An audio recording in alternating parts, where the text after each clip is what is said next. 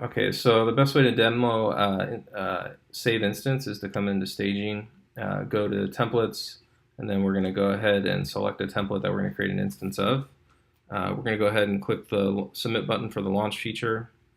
What that's going to do is go ahead and create an instance of this template in the background using the node services, and then present that instance for editing to the end user.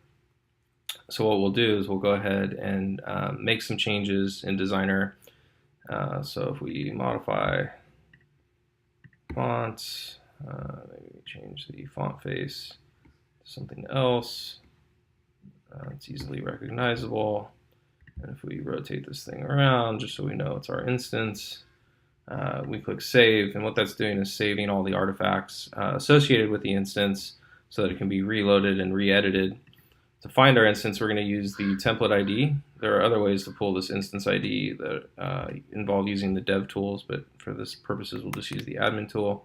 Copy that template ID, go into the instances portion, and search by template ID for the instance we created.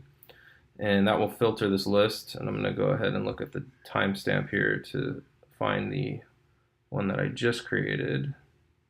Let's see here, September 30th.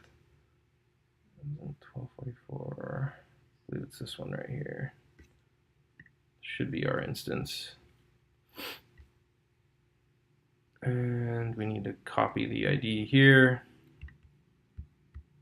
So copy that. And what we want to do is then change this to instance ID, and that will trigger Designer to reload the instance because there isn't a shortcut from the admin tool yet.